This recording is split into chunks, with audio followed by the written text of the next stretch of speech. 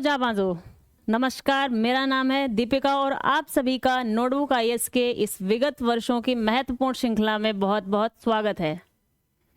आप लोग को मालूम होगा जांबाज किसे कहते हैं। जांबाज उसे कहते हैं जो अपनी जान की बाजी लगा दे। तो इस टाइम पे आप लोग तो वही कर रहे होंगे, ये मुझे पूरे तरीके से मालूम है।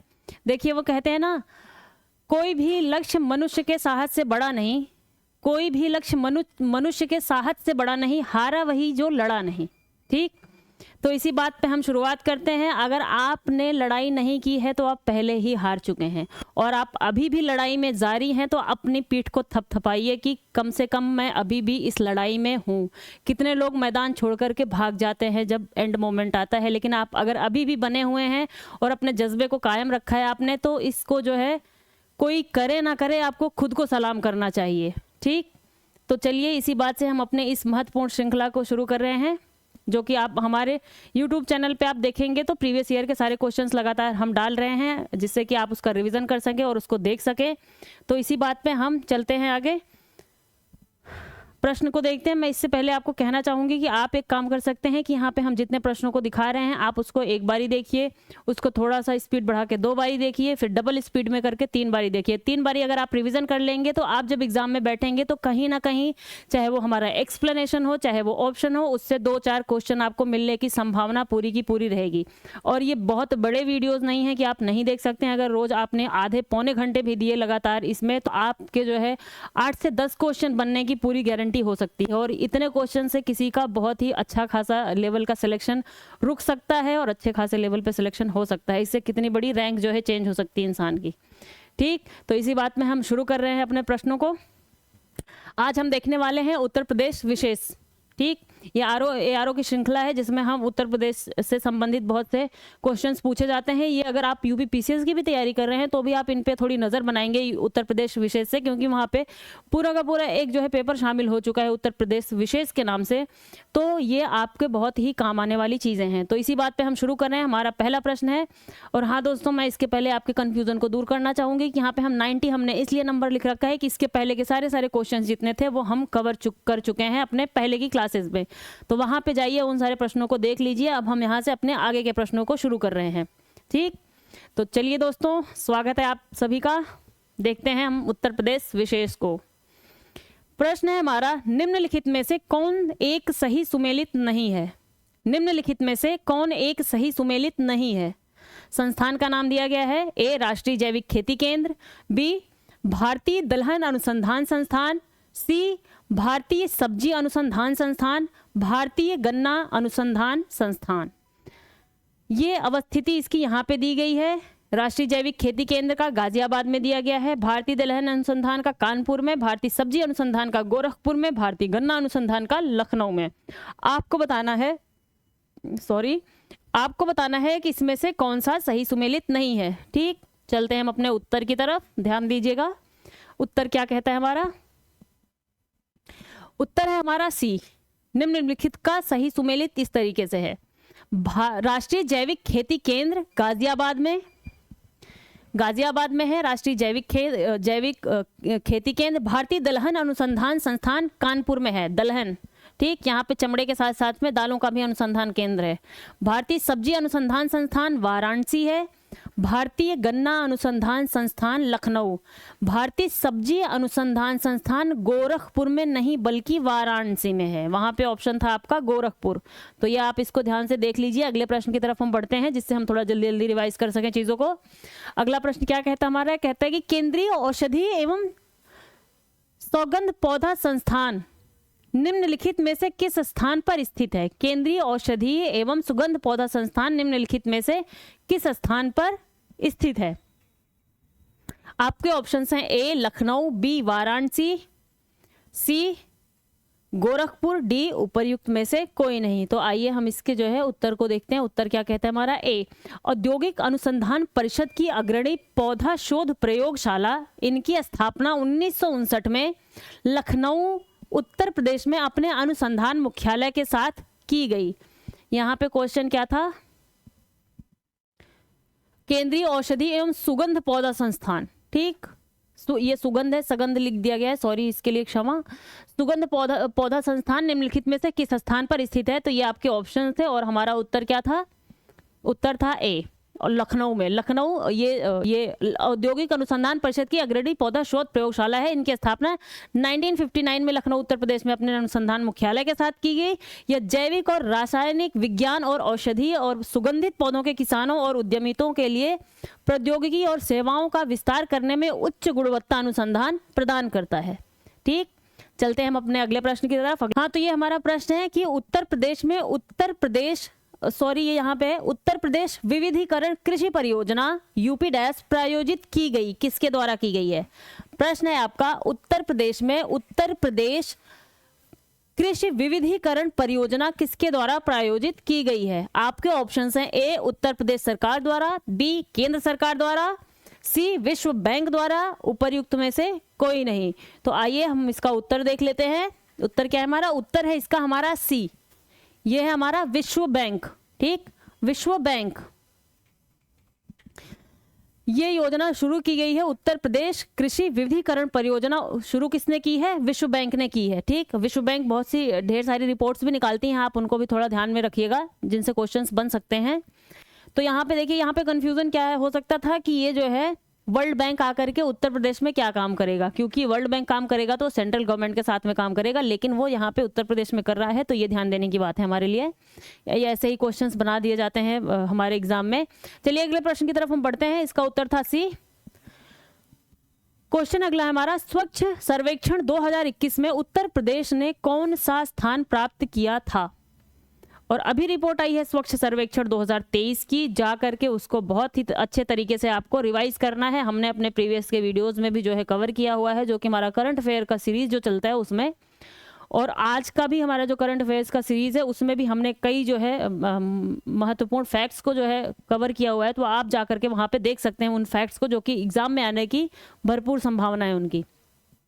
स्वच्छ सर्वेक्षण 2021 में उत्तर प्रदेश ने कौन सा स्थान प्राप्त किया था? ए चौथा, बी तीसरा, सी छठा, डी उपर्युक्त में से कोई नहीं। ठीक, चलिए इसका उत्तर हम देखते हैं। उत्तर क्या है हमारा? सी। सी क्या कहता था? छठा। उत्तर प्रदेश में उत्तर प्रदेश कृषि विविधीकरण परियोजना, एक सेकंड माफ कीजिएगा, ये थोड़ा सा आगे पीछे हमारा वो हो गया है, फिर से वो क्वेश्चन है। अब यहाँ पे आपको जो है मिलेगा, सॉरी वो थोड़ा सा बाई मिस्टेक हो जाता है, कभी कभी गलतियां हर इंसान से होती हैं, आप लोगों से भी होती होंगी। चलिए हाँ, तो ये है हमारा यहाँ पे डिटेल। स्वच्छ सर्वेक्षण 2021 में उत्तर प्रदेश का पायदान ऊपर चढ़ गया है। इस बार प्रदेश को छठा स्थान मिला है। आपको बताना है 2023 में उत्तर प्रदेश का कौन सा स्थान है। ध्यान से इसको रट के जाना है, ये क्वेश्चन आने वाले क्वेश्चंस में से हैं। ठीक है, छठा स्थान मिला है। वर्ष 2020 के सर्वेक्षण में प्रदेश 7वें स्थान पर था। 1 लाख से अधिक आबादी वाले शहरों की श्रेणी में वाराणसी को नंबर 1 बेस्ट गंगा टाउन का, और अभी भी नंबर 1 बेस्ट गंगा टाउन का पुरस्कार किसको मिला है? वाराणसी को। और सेकंड नंबर पे क्या है? वो आपका प्रयागराज है। ठीक है, पुरस्कार मिला है। छत्तीसगढ़ राज्य को सबसे स्वच्छ राज्य का पुरस्कार मिला है, और यहाँ पे जो है इंदौर जो है वो सबसे क्लीनेस्ट सिटी जो है 2023 में 7वें बार फिर से वो जो है उसने जो है बाजी मारी है क्लीनेस्ट सिटी के नाम पे, और दूसरे नंबर पे आपका सूरत है। तो इस तरीके से जा करके आप स्वच्छ सर्वेक्षण रिपोर्ट को तो रिवाइज कर लीजिएगा, क्योंकि इससे क्वेश्चन आने ही वाला है किसी ना किसी तरीके से, और ये बहुत ही आपके लो हैंगिंग फ्रूट्स वाले क्वेश्चन हैं, जिनको आप बहुत ही कम मेहनत में रिजल्ट मिल सकता है उनका आपको। इसलिए हम आपको यहाँ पे बता दे रहे हैं कि आपको रिवाइज करना है। ये नहीं करेंगे आप तो ये आपकी गलती होगी, अगर आपका क्वेश्चन गलत होता है एग्जाम में। तो प्रश्न है आपका ये, सूची मिलान करना है आपको। यहाँ पे स्थल दिए गए हैं, दूसरा आपको जो है उनसे संबंधित तीर्थंकर दिए गए हैं। स्थल क्या है? स्थल में आपका ए श्रावस्ती, तीर्थंकर का नाम है ऋषभनाथ, बी है काकंदी, उसमें जो है आपके तीर्थंकर का नाम है पद्म प्रभु, तीसरा है अयोध्या, उसमें है आपके सुविधानाथ जी, डी है पभोसा, उसमें है आपके संभवनाथ जी। तो आपको इसमें से सही कूट का चयन करना है और बताना है कि कूट कौन सा सही है। कूट है आपके ए 3 1 2 4, बी 2 4 1 3, सी 4 3 1 2, डी 2 3 4 1। ठीक, तो इसी बात पे हम चलते हैं अपने उत्तर की तरफ। उत्तर क्या है हमारा, देखते हैं। उत्तर है हमारा सी। ठीक, ये सही तरीके से यहाँ पे सुमेलित किए हुए हैं। उत्तर सी क्या है हमारा? ये रहा आपका सी। सी में पहले का चौथा है, पहले को श्रावस्ती के संभवनाथ जी श्रावस्ती के थे। बी का तीसरा है, बी का है आपका तीसरा सुविधानाथ जी, बी का तीसरा। सी का पहला ऋषभनाथ कहाँ के थे? अयोध्या में ही क्या बना हुआ है हमारा? राम टेम्पल। वहीं पे जो है पोस्टेज स्टाम्प को अभी अभी हमारे प्रधानमंत्री जी ने रिलीज किया है रामायण के ऊपर। और वहाँ पे नदी कौन सी बहती है? सरयू नदी बहती है, जिसको हमारे स्टाम्प पोस्टेज पे लगाया गया है। ठीक है, तो ये चीज़ों को ध्यान रखना है, क्वेश्चन बनने की भरपूर संभावना है दोस्तों। और इसको हमने अपने करंट अफेयर के वीडियो में जो है कवर भी किया हुआ है, आप जाकर के वहाँ से सर्च कर सकते हैं। और फिर एक बचा आपका पभोसा, वो कहाँ पे जाएगा? आपके दूसरे में। तो ये आपका सही क्रम है यहाँ पे। ठीक,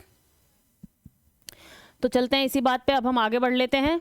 श्रावस्ती संभवनाथ, काकंदी सुविधानाथ, अयोध्या ऋषभनाथ, पभोसा पद्म प्रभु। ठीक, ये सभी के सभी कौन है? जैन तीर्थंकर थे। ये आपको बताना है ऋषभनाथ कौन से नंबर के जैन तीर्थंकर थे। ठीक है, चलिए, क्योंकि ये काफी ज्यादा पॉपुलर तीर्थंकर थे तो इन थोड़ा सा नामों को याद करके चलना है हमें। चलिए अगले प्रश्न की तरफ बढ़ते हैं। अगला प्रश्न है हमारा, उत्तर प्रदेश में कृषक समृद्धि आयोग की स्थापना निम्नलिखित में से किस वर्ष में हुई थी?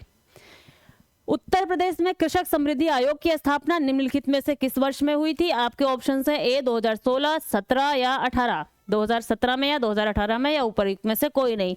तो आगे चलते हैं हम अपने उत्तर की तरफ। उत्तर देखते हैं, हमारा उत्तर है हमारा बी 2017।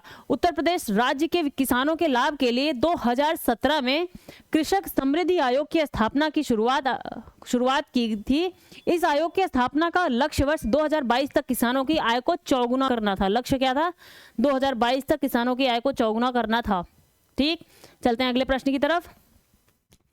उत्तर प्रदेश कृषि अनुसंधान परिषद निम्नलिखित में से किस स्थान पर स्थित है? किस स्थान पर स्थित है? यही इससे ही संबंधित एक और भी प्रश्न अभी पिछला हमने देखा है, तो वो आपको बताना है। ये कृषि अनुसंधान परिषद कहाँ, किस स्थान से संबंधित है? यही जो है हमें फायदा होता है प्रीवियस ईयर क्वेश्चंस को करने का। आपको ऑप्शन है ए लखनऊ, बी मेरठ, सी गोरखपुर, डी उपर्युक्त में से कोई नहीं। तो हम अपने उत्तर की तरफ बढ़ते हैं। आप बताइए कि उत्तर क्या हो सकता है? उत्तर है आपका ए।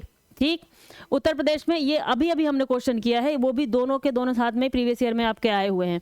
उत्तर प्रदेश कृषि अनुसंधान परिषद लखनऊ में स्थित है। भारतीय सब्जी अनुसंधान संस्थान वाराणसी में, सब्जी वाला कहाँ पे है? वाराणसी में। पशु चिकित्सा अनुसंधान संस्थान इज्जतनगर बरेली में है। दलहन अनुसंधान संस्थान कानपुर में है आपका। घास और चारा अनुसंधान संस्थान झांसी में है। गन्ना संस्थान मेरठ में है। उस एरिया में पश्चिमी वेस्ट यूपी में जो है गन्ना बहुत ज़्यादा होता है, तो आप देख सकते हैं कि ये स्थान कहाँ पे है? मेरठ में है। तो इसको आप जो है रट लीजिए, आपके काम आएगा प्रश्न। तो अगला हमारा प्रश्न है, हमारा प्रश्न क्या है? प्रश्न है कि निम्नलिखित में से कौन सी अनुसूचित जनजाति उत्तर प्रदेश के वाराणसी जिले में नहीं पाई जाती है? निम्नलिखित में से कौन सी अनुसूचित जनजाति उत्तर प्रदेश के वाराणसी जिले में नहीं पाई जाती है? सॉरी दोस्तों, मुझे किसी और बात पे हंसी आ रही है, तो इसके लिए मैं सॉरी मांगती हूँ। ए चेरों में, बी गोंड, सी खरवार, डी सहरिया। ए चेर, बी गोंड, सी खरवार, डी सहरिया। तो उत्तर हम देखते हैं कि इनमें से कौन सी अनुसूचित जनजाति उत्तर प्रदेश के वाराणसी जिले में नहीं पाई जाती। स्पेसिफिकली वाराणसी जिले को यहाँ पे इन्होंने डिनोट किया हुआ है। वाराणसी जिले से हमारे प्राइम मिनिस्टर जी सांसद है, तो ये थोड़ा सा न्यूज़ में बना भी रहता है। और काफ़ी ज़्यादा कल्चरल हेरिटेज है वहाँ पे, हमारे काफ़ी समृद्ध कल्चरल हेरिटेज है, तो इसलिए भी ये न्यूज़ में रहता है। और गंगा टाउन है हमारा। तो चलिए उत्तर देखते हैं हम। उत्तर क्या है हमारा? उत्तर है हमारा पहला क्या था? चेर। भारत की कुल अनुसूचित जनजातियों की संख्या 1.09% उत्तर प्रदेश में पाई जाती है। ठीक, जो अनुसूचित जनजातियां हैं, शेड्यूल्ड ट्राइब्स हैं, एसटी जो होते हैं, वो 1.09% उत्तर प्रदेश में पाए जाते हैं। वर्ष 2011 की जनगणना के अनुसार उत्तर प्रदेश की जनसंख्या में अनुसूचित जनजातियों का प्रतिशत 0.6% है। उत्तर प्रदेश में सबसे अधिक संख्या में गोंड जनजाति पाई जाती है। खरवार, चेरो, गोंड अनुसूचित जनजाति उत्तर प्रदेश वाराणसी जिले में पाई जाती है। सहरिया अनुसूचित जनजाति ललितपुर जिले में रहती है। सहरिया कहाँ रहती है? ललितपुर जिले में रहती है। और ये क्या था? इनमें से कौन सी नहीं पाई जाती है? वो होती है चेर। ठीक, और सहरिया भी। चलिए अगले प्रश्न की तरफ हम बढ़ते हैं। प्रश्न है हमारा अगला, डेथ इन बनारस पुस्तक के लेखक कौन है? ठीक, डेथ इन बनारस पुस्तक के लेखक कौन है? एक मिनट दोस्तों, एक सेकेंड। प्रश्न है हमारा, प्रश्न है कि डेथ इन बनारस पुस्तक के लेखक कौन है? सॉरी, ये बनारस है। Meena Kaushik, B Jonathan Perry, C B D Tripathi, D Ron Barrett. चलिए हम अपने उत्तर की तरफ बढ़ते हैं। उत्तर क्या है हमारा? ए, डेथ इन बनारस पुस्तक के लेखक जोनाथन पेरी थे। रॉन बैरेट एक अमेरिकी चित्रकार हैं। रॉन बैरेट अमेरिकी चित्रकार हैं और Jonathan Perry death in Banaras पुस्तक के लेखक थे। अगले प्रश्न की तरफ हम बढ़ते हैं। अगला प्रश्न हमारा, निम्नलिखित में से कौन एक सही सुमेलित नहीं है? याद रखना है, नहीं है, स्थान है और यहाँ पे उत्तर प्रदेश के जिले रखे दिए हुए हैं। स्थान क्या है? बटेश्वर, आगरा, देवा शरीफ, जौनपुर, संकिसा, फर्रुखाबाद, किला, कानपुर। यहाँ पे नुक्ता लगा दीजिए फर्रुखाबाद में। संकिसा फर्रुखाबाद। चलिए उत्तर को देखते हैं हम, कौन सा इसमें से सही सुमेलित नहीं है। ऑप्शन क्या है आपका? बी, देवी शरीफ। ठीक, देवी शरीफ में क्या दिया था हमारा? जौनपुर, देवा शरीफ, सॉरी। ए, बटेश्वर नाथ कहाँ पे है? आगरा में। देवा शरीफ है आपके बाराबंकी में। संकिसा है आपका फर्रुखाबाद में ही। विदुर है आपका कानपुर में। ठीक, देवा शरीफ का मेला उत्तर प्रदेश के बाराबंकी जिले में स्थित एक देवा शरीफ नगर में लगता है।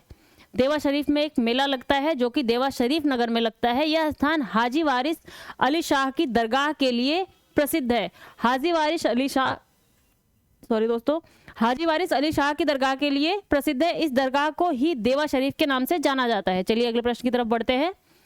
अगला प्रश्न है हमारा, गंगा नदी उत्तर प्रदेश में किस जनपद से प्रवेश करती है? कौन से जनपद से होकर के गंगा नदी उत्तर प्रदेश में प्रवेश करती है? ठीक, ऑप्शन है हमारे, ए बिजनौर, बी मेरठ, सी सहारनपुर, डी जेपी नगर। ठीक, तो चलिए हम अपना उत्तर देख लेते हैं। आप लोग को जो है गंगा नदी का मैक्सिमम पार्ट उत्तर प्रदेश से होकर के बहता है, तो आपको गंगा रिवर का जो सिस्टम है पूरा का पूरा एक बारी देख करके जाना है। इससे क्वेश्चन आना ही आना है, तो आप इसको ध्यान से देख करके जाइएगा। ठीक है, तो हमारा उत्तर क्या है? उत्तर है हमारा ए बिजनौर। गंगा नदी उत्तर प्रदेश में बिजनौर जनपद में प्रवेश करती है। ठीक है, गंगा नदी उत्तराखंड के उत्तरकाशी जिले में गौमुख के पास स्थित गंगोत्री ग्लेशियर से निकलती है। उत्तराखंड के उत्तरकाशी जिले में स्थित है हमारा गौमुख ग्लेशियर। वहां से एक गौमुख के पास वहां पे है एक ग्लेशियर आपका गंगोत्री ग्लेशियर, जिसके नाम से हमारी गंगा का नाम गंगा पड़ा हुआ है, से निकलती है। यहाँ यह भागीरथी के नाम से जानी जाती है। जब वो निकलती है वहां से तो भागीरथी के नाम से जानी जाती हैं। गंगा नदी 5 राज्यों उत्तराखंड, उत्तर प्रदेश, बिहार, झारखंड, पश्चिम बंगाल से गुजरते हुए बंगाल की खाड़ी में गिर जाती है, जहां पे दुनिया का सबसे बड़ा डेल्टा बनाती है। सुंदरवन का डेल्टा है हमारा वहां पे नदी के मुहाने पे बंगाल की खाड़ी के पास में, जो कि भारत और बांग्लादेश के बीच में है, और वहीं पे ही हमारे पाए जाते हैं बंगाल टाइगर्स। ठीक, तो ये है आपका उत्तर। चलिए अगले प्रश्न की तरफ चलते हैं हम। अगला प्रश्न है हमारा, भारतीय अंतर्राष्ट्रीय व्यापार मेला 2021 के संदर्भ में निम्नलिखित में से कौन सा से कथन सही है या है? पहला, इसका आयोजन नवंबर 2021 में जयपुर राजस्थान में किया गया था। दूसरा, आयोजन का मुख्य विषय आत्मनिर्भर भारत था।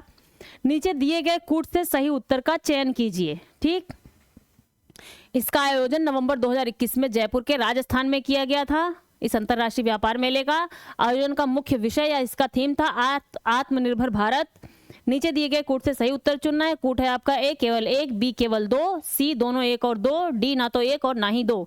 तो चलते हैं हम अपने उत्तर की तरफ। उत्तर क्या कहता है हमारा? उत्तर है हमारा बी, भारत व्यापार संवर्धन संगठन का भव्य कार्यक्रम भारत अंतरराष्ट्रीय व्यापार मेले का 40वां संस्करण। यह था क्या? 40वां संस्करण। इस वर्ष अपनी थीम आत्मनिर्भर भारत था प्रदर्शित करेगा। इसमें क्या प्रदर्शित करेगा? जिसमें अर्थव्यवस्था, निर्यात क्षमता, अवसंरचना, आपूर्ति श्रृंखला, मांग तथा जीवन जनसांख्यिकी पर फोकस होगा हमारा ये मेला जो हुआ था वहां पे। प्रधानमंत्री श्री नरेंद्र मोदी के महान विजन से प्रेरित यह एक कार्यक्रम 14 से 27 नवंबर 2021 तक अंतरराष्ट्रीय प्रदर्शनी सह सम्मेलन केंद्र के नवनिर्मित हॉल तथा नई दिल्ली के प्रगति मैदान में, यहीं पे ही होता है, लगभग हर बारी यहीं पे ही होता है, ये अंतर्राष्ट्रीय जो हमारा मेला आयोजित किया जाता है। वर्तमान हॉल में भारत की स्वतंत्रता के 75वें वर्ष, जिसको हम कहते हैं आज़ादी का अमृत महोत्सव के एक हिस्से के रूप में आयोजित किया गया था। ठीक है, प्रीवियस ईयर क्वेश्चन है। चलिए अगले प्रश्न की तरफ बढ़ते हैं। अगला प्रश्न है हमारा, ऊर्जा क्षेत्र पर ब्याज भुगतान भार कम करने हेतु गैस सरकार ने कौन सी योजना प्रारंभ की है? केंद्र सरकार ने कौन सी योजना प्रारंभ की है? ऊर्जा क्षेत्र पर ब्याज भुगतान भार कम करने के लिए हमारी केंद्र सरकार ने कौन सी योजना प्रारंभ की है? उजाला योजना, ऊर्जा गंगा योजना, उदय योजना, सौभाग्य योजना। ठीक, इन ऑप्शंस में से आपको सही ऑप्शन बताना है ब्याज भुगतान भार कम करने के हेतु। ठीक है, भारत सरकार ने कौन सी जो है योजना प्रारंभ की है? आपका ऑप्शन है ए उजाला, बी ऊर्जा गंगा योजना, उदय योजना, सौभाग्य योजना।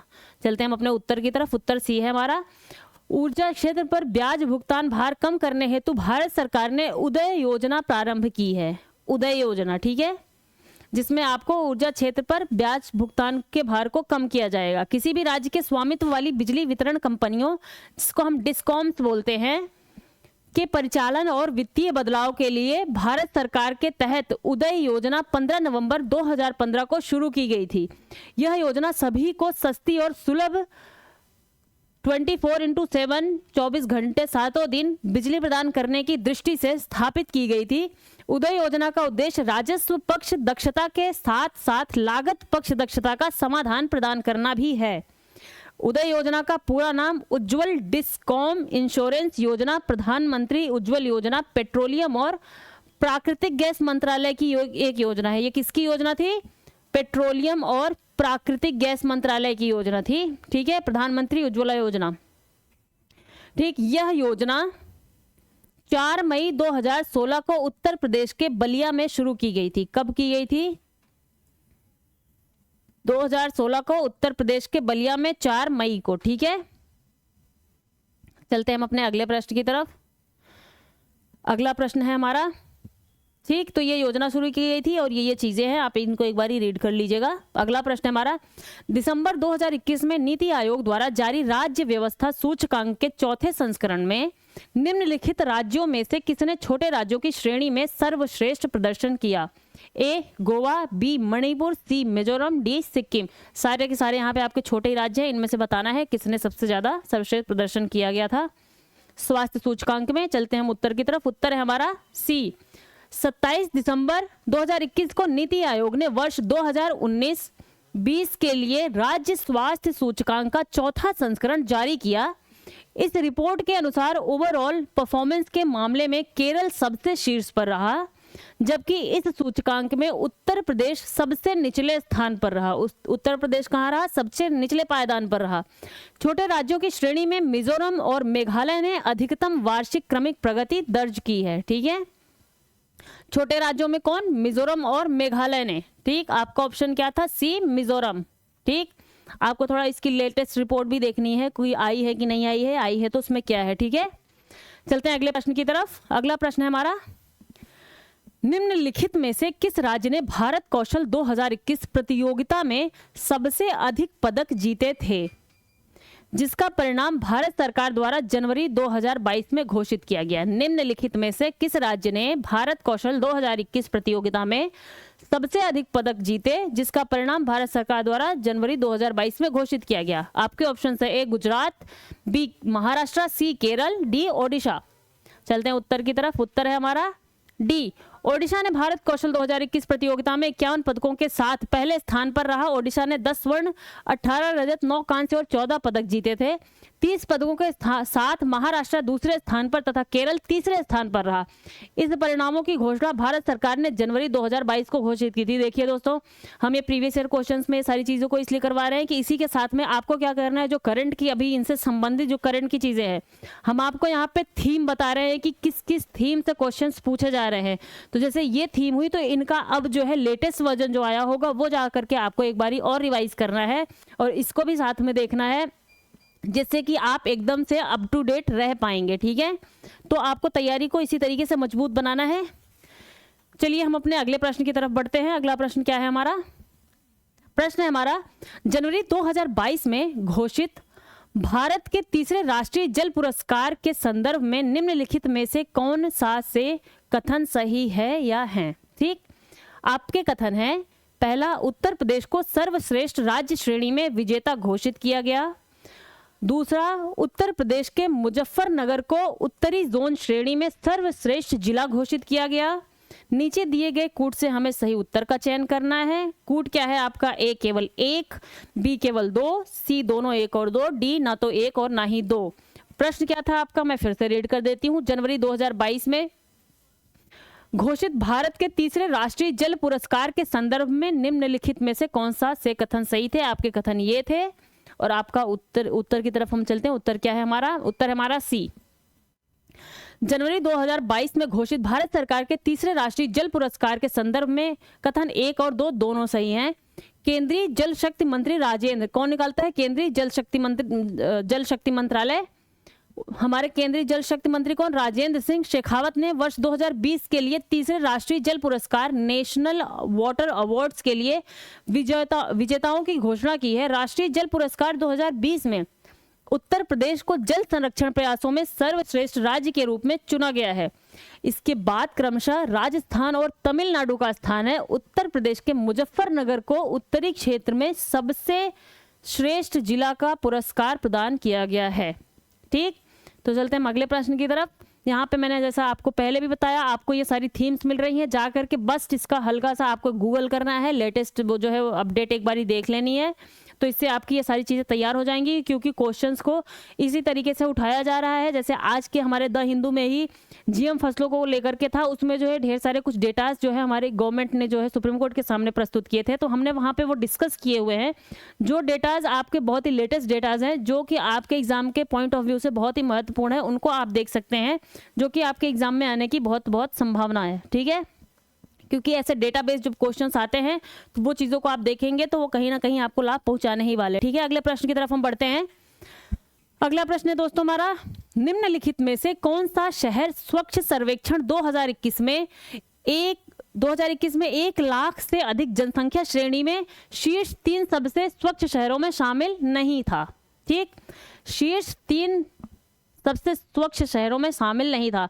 जैसा कि मैंने आपको बताया, शहर स्वच्छ सर्वेक्षण जो है रिपोर्ट जो आई है 2021, अभी 2023 की भी आ चुकी है, तो आपको वो जाकर के वहां से रिवाइज मारना है। और अभी भी इंदौर पहले स्थान पर है, सूरत दूसरे स्थान पर है, आपको जाकर के पता लगाना है कि और बाकी दूसरे तीसरे चौथे स्थान पर कौन है। तो यहाँ पे जो प्रश्न है, शीर्ष 3 स्थानों में सबसे स्वच्छ शहरों में शामिल नहीं था, वो कौन है यहाँ पे? ए इंदौर, बी सूरत, सी तिरुपति, डी विजयवाड़ा। इनमें से आपको बताना है कि आपका ऑप्शन क्या है? सही है सी क्या है आपका? तिरुपति। और जहां तक मुझे याद है दोस्तों, तो मुझे लगता है कि अभी भी जो है तीसरे नंबर पर विजयवाड़ा बना हुआ है। आप एक बार जाकर के इसको ध्यानपूर्वक देख लीजिएगा। पहले पे इंदौर, सूरत, फिर तीसरे पे विजयवाड़ा। ठीक, अगले प्रश्न की तरफ हम इसके थोड़ी डिटेल पे चलते हैं। हम क्या है, शहर स्वच्छ सर्वेक्षण 2021 में 1 लाख से अधिक जनसंख्या श्रेणी में शीर्ष 3 सबसे स्वच्छ शहरों में शामिल इंदौर प्रथम, सूरत दूसरा, विजयवाड़ा तीसरा है, जबकि तिरुपति इनमें शामिल नहीं है। मध्य प्रदेश के इंदौर को एक बार पुनः देश के सबसे स्वच्छ शहर का पुरस्कार मिला है। अब की बार भी 7वीं बार उसको जो है पुरस्कार मिला हुआ है। यह लगातार तब जो है वो 5वीं बार था। 2021 के बाद 22 का आ गया, 23 का आ गया, तो 23 में वो 7वीं बार हो गया। 5वीं बार पुरस्कार मिला। स्वच्छ सर्वेक्षण पुरस्कार आवास एवं शहरी मामलों के मंत्रालय कौन देता है? आपका आवास एवं शहरी मामलों के मंत्रालय, जो अर्बन अफेयर्स का जो हमारा मंत्रालय है, वो इसको जो है पुरस्कार को आवंटित करता है। ठीक है, चलिए अब हम अपने अगले प्रश्न की तरफ बढ़ते हैं। देखिए दोस्तों, अगर हमारे पास ना कुछ हमें अधिकार मिले होते हैं तो उसके साथ में हमारी कुछ ड्यूटीज़ भी हैं। अब ये जो स्वच्छता का मिशन है, इसमें हम लोग की भी बहुत ज़्यादा बड़ी जिम्मेदारी होती है। हमें भी ये देखना होता है कि हम कोई चीज़ को खा रहे हैं तो कहाँ उठा करके फेंक रहे हैं। हम जैसे दूसरे देशों को देखते हैं कि यार ये वाली कंट्री है, देखो कितने ही साफ़ सुथरे हैं, यहाँ पे जगह देखो कितनी साफ़ सुथरी है, चीज़ें कितनी साफ़ सुथरी हैं। तो इसमें सिर्फ और सिर्फ वहाँ की गवर्नमेंट का हाथ नहीं होता है, वहाँ के लोगों का हाथ होता है। ठीक है। वहाँ पे ऐसे भी लोग हैं कि दूसरे को करता देखेंगे तो वो जाकर के कंप्लेन कर देंगे कि इस इंसान ने जो है यहाँ पे कचरा फेंका है। हमारे यहाँ क्या है कि एक इंसान को फेंकता देखेंगे तो 4 लोग और जाकर के वहाँ पे फेंकने लग जाएंगे। तो इन सब चीज़ों को लेकर के हमारी भी जिम्मेदारी बनती है दोस्तों कि हम अपने देश को थोड़ा सा सुंदर और साफ सुथरा बनाएं। अगर हम अपने आप को देशभक्त कहते हैं तो जरूरी नहीं है कि हमें जाकर के बॉर्डर पे ही लड़ाई करके आना है, ये जरूरी नहीं है। आप अपनी देशभक्ति देश के अंदर रह करके भी दिखा सकते हैं, चीज़ों में दिखा सकते हैं। आप अपनी बिजली को बचा सकते हैं, आप पानी को जो है फालतू में जो वेस्ट करते हैं उसको बचा करके जो है आप अपने देश को सपोर्ट कर सकते हैं। आप सफाई में अपना योगदान दे करके अपने देश को सपोर्ट कर सकते हैं। तो जरूरी नहीं कि आप बॉर्डर पे ही जाएं। हमें लगता है कि हम देशभक्त हैं और हमें इसको दिखाना है तो हमें सिर्फ और सिर्फ सेना में शामिल होना चाहिए और हमें जो है बॉर्डर पे ही जाके वो चीज़ें मिलेंगी। लेकिन आप कहीं पे भी रह करके अपने देश की सेवा कर सकते हैं। ठीक दोस्तों, चलिए हम आगे बढ़ते हैं अपने अगले प्रश्न की तरफ। अगला प्रश्न क्या है हमारा? अगला प्रश्न ये है, पार्वती अर्गा रामसर स्थल के संदर्भ में निम्नलिखित में से कौन सा कथन सही है? ठीक है, पार्वती अर्गा रामसर स्थल के संदर्भ में निम्नलिखित में से कौन सा कथन सही है? आपके ऑप्शन है 1, यह उत्तर प्रदेश के गोंडा जिले में स्थित है। 2, यह एक पक्षी अभ्यारण्य है। आपके कूट दिए गए हैं, सही कूट का चयन करना है आपको। कूट है आपका ए केवल 1, बी केवल 2, सी दोनों 1 और 2, डी ना तो 1 और ना ही 2। पार्वती अर्गा रामसर स्थल के बारे में आपको बताना है। ये क्या है? पार्वती अर्गा पक्षी विहार। आपका ऑप्शन सी सही है, 1 और 2 दोनों। पक्षी विहार पार्वती अर्गा बर्ड सैंक्चुअरी भारत के उत्तर प्रदेश राज्य के गोंडा जिले में स्थित 10.84 वर्ग किलोमीटर पर विस्तारित एक पक्षी अभ्यारण्य है। यह रामसर सम्मेलन द्वारा अंतरराष्ट्रीय स्तर पर निर्धारित आर्द्र भूमियों में से एक है। ठीक, रामसर सम्मेलन हमारा जो हुआ था वो जो अंतरराष्ट्रीय स्तर पर आर्द्र भूमियां हैं उनके संरक्षण के लिए ये रामसर कन्वेंशन हमारा जाना जाता है। तो इसी से ही हम जो है पूरी दुनिया में जो कुछ ऐसी आर्द्र भूमियां होती हैं जिनसे हम अपने जल को संरक्षित कर सकते हैं, तो उसी का टैग दिया जाता है कि ये एरिया इसके अंडर में आता है और इसके लिए सरकार को और ज़्यादा प्रयास करने की ज़रूरत है। ठीक, यह पक्षी विहार गोंडा शहर से लगभग 45 किलोमीटर की दूरी पर है।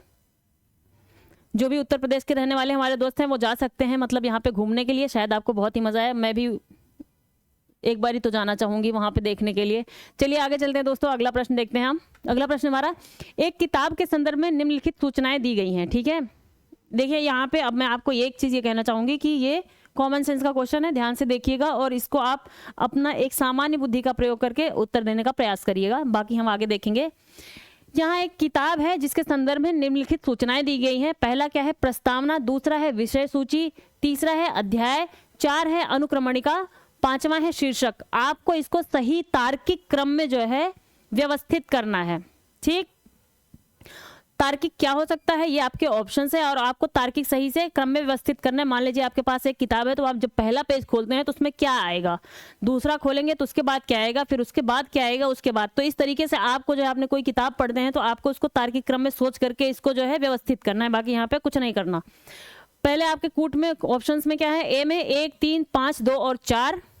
बी में पहले 2, 4, 1, 5 और 3। सी में 5, 2, 1, 3 और 4। डी में 3, 5, 1, 4 और 2। ठीक, तो देखते हैं इसका उत्तर क्या है। प्रस्तावना कब आएगी, विषय सूची, अध्याय, अनुक्रमणिका और शीर्षक कब आएगा? चलिए दोस्तों देखते हैं इसका उत्तर सही व्यवस्थित क्या है। सी है। ठीक, सी में क्या था? पहले 5वां। सी में पहले शीर्षक आ गया। शीर्षक में आप जो है दूसरा उसकी विषय सूची बताएंगे। मान लीजिए आपके पास जो है कोई किताब है, उसमें पहले शीर्षक लिखा हुआ है कि इसके नीचे फिर क्या लिखा हुआ है। शीर्षक रहेगा कि मान लीजिए मूलभूत अधिकार। मूलभूत अधिकार शीर्षक हो गया। नीचे फिर आपके पास क्या आएगा? विषय सूची आएगी कि इसमें इसके अंदर में क्या क्या की, मतलब कि जो हमारे 6 के 6 मूलभूत अधिकार है वो दिए गए हैं एक मोटे मोटे लेवल में। फिर दूसरे के बाद पहला आएगा प्रस्तावना, उसके बारे में एक प्रस्तावना दी गई होगी। ठीक, कि ये क्या कहना चाहता है उसके बारे में कि फंडामेंटल राइट्स हमारे क्यों आए हैं इसमें। ठीक है, वो चीज़ हो जाएगी। तीसरा उसके बाद क्या हो जाएगा? आपका अध्याय हो जाएगा। और चौथा फिर आपकी जो है अनुक्रमणिका हो जाएगी। ठीक, तीसरा अध्याय, यहाँ पूरा वो अध्याय चैप्टर को हमने जो है पूरा पढ़ लिया। कि चैप्टर में क्या दिया, पूरी व्याख्या पढ़ ली कि एक एक चीज़ें डिटेल में पढ़ ली। उसके बाद अनुक्रमणिका, फिर उससे जो संबंधित छोटे छोटे पॉइंट्स होते हैं, कहीं पे जो नहीं समझ में आया तो वो लास्ट में जो अनुक्रमणिका में दिया गया होता है वो फिर अनुक्रमणिका आ जाती है। ठीक है, तो ये बहुत कॉमन सेंस का क्वेश्चन था, ध्यान से आप करके इसको अपने कॉमन सेंस से कर सकते थे। अगर आपने इसको कहीं नहीं पढ़ा है तो भी कर सकते थे। तो दोस्तों अपने मोराल को बनाए रखिए और थोड़ा सा कोशिश करिए चीज़ों को सॉल्व करने का। अगला प्रश्न की तरफ हम बढ़ते हैं। अगला प्रश्न क्या है हमारा, उद्यमिता को बढ़ावा देने हेतु योजना स्टैंड अप इंडिया संबंधित है। उद्यमिता को बढ़ावा देने के लिए योजना स्टैंड अप इंडिया संबंधित है। ए अल्पसंख्यक से, बी ओबीसी से, सी दिव्यांग से, डी महिला एससी और एसटी से। ठीक है, अब देखते हैं हमारा उत्तर क्या कहता है। उत्तर है हमारा डी, स्टैंड अप इंडिया का उद्देश्य महिलाओं एवं अनुसूचित जाति और अनुसूचित जनजाति एससी और एसटी के समुदायों के लोगों में उद्यमिता को बढ़ावा देना है तथा उन्हें विनिर्माण, सेवा या व्यापार क्षेत्र एवं कृषि से जुड़ी गतिविधियों के क्षेत्र में ग्रीन फील्ड उद्यम शुरू करने में सहायता प्रदान करना है। ग्रीन फील्ड उद्यम, कोई जब हम नई चीज करते हैं और जो है जो हमारे इन्वायरमेंट से मैच खाती है तो उसको हम जो है इस उसमें रखते हैं। ठीक है, तो चलते हैं हम अगले प्रश्न की तरफ। ये देख लीजिए, आपका ये प्रश्न था और आपका ये उत्तर था डी। ठीक, stand up India.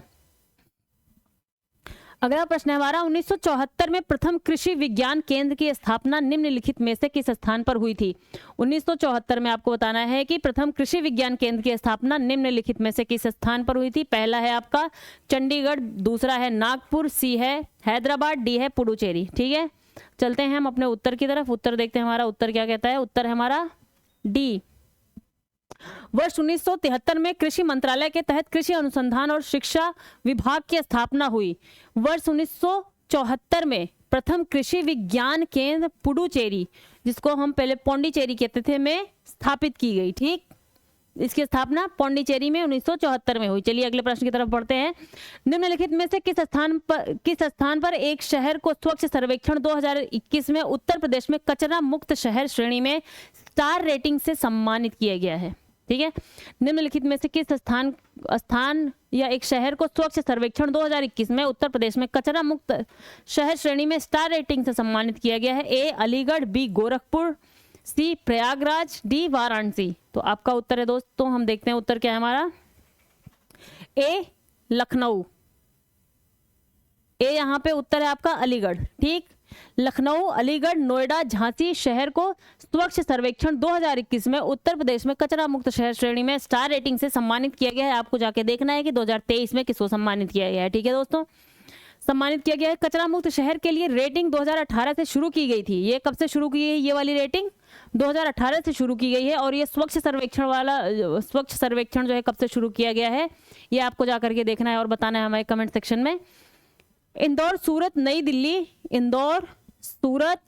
Delhi, Navi Mumbai, Ambikapur, Mysore, Noida, Vijayawada व पाटन को 5 स्टार रेटिंग इस वर्ष दी गई है, जबकि 143 शहरों को 3 स्टार की मान्यता दी गई है। ठीक है, चलते हैं अगले प्रश्न की तरफ दोस्तों। हमारा अगला प्रश्न क्या है। नवंबर 2021 में नीति आयोग द्वारा घोषित सतत विकास लक्ष्य शहरी सूचकांक और डैशबोर्ड 2021 और 22 में निम्नलिखित में से कौन सा शहर शीर्ष 3 स्थानों में शामिल नहीं था। ठीक, आपका प्रश्न है, नवंबर 2021 में नीति आयोग द्वारा घोषित सतत विकास लक्ष्य शहरी सूचकांक और डैशबोर्ड 2020-21 में 21-22 में निम्नलिखित में से कौन सा शहर शीर्ष 3 स्थानों में शामिल नहीं था। आपके ऑप्शन हैं ए कोयंबटूर, बी चंडीगढ़, सी इंदौर, डी शिमला। चलते हैं हम अपने उत्तर की तरफ। उत्तर क्या है हमारा? उत्तर हमारा सी क्या था? इंदौर। नवंबर 2021 में नीति आयोग ने सतत विकास लक्ष्य शहरी सूचकांक और डैशबोर्ड 2021-22 लॉन्च किया। इस सूचकांक में सबसे अधिक अंक प्राप्त कर शहरों की सूची में शिमला सबसे ऊपर है। ठीक, शिमला सबसे ऊपर है। कोयंबटूर और चंडीगढ़ को दूसरे और तीसरे स्थान पर रखा गया है। सूचकांक में शीर्ष 10 शहरों में तिरुवनंतपुरम, पणजी, पुणे, कोच्चि, तिरुचिरापल्ली, अहमदाबाद और नागपुर शामिल हैं। ठीक, चलिए दोस्तों चलते हैं हम अपने अगले उत्तर की तरफ। हाँ, यहाँ पे ये प्रश्न था नहीं शामिल है। ठीक है, तो यहाँ पे क्या था? ये इंदौर था। ठीक दोस्तों, चलते हैं अगले प्रश्न की तरफ। अगला प्रश्न है क्या कहता है हमारा। निम्नलिखित में से कौन हिंदुस्तानी संगीत के क्षेत्र में महान विभूति नहीं थे।